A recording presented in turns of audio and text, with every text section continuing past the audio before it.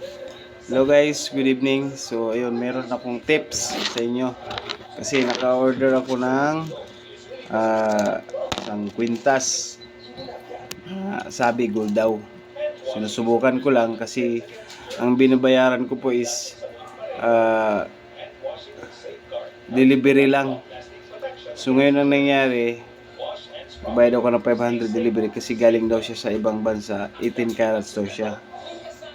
So ayun, para malaman natin kung gold ba talaga siya o hindi. Kasi ang gold is hindi po siya didikit sa magnet. Pagka peke ay didikit po siya. So ngayon, meron akong magnet dito.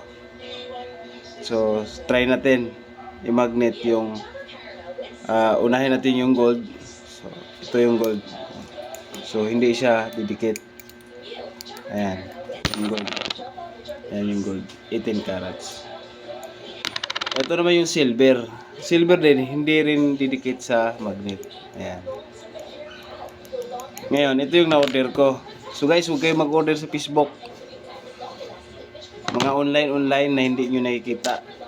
Piki yun, huwag nyo na akong gayahin. Sinubukan ko lang kung totoo o hindi.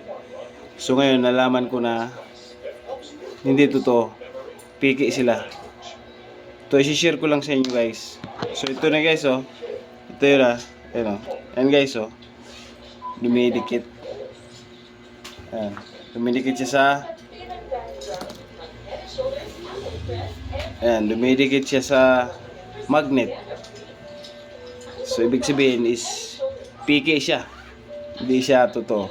So yun lang guys, isang tip sa inyo para po hindi kayo maloko. Ayan. Bye bye.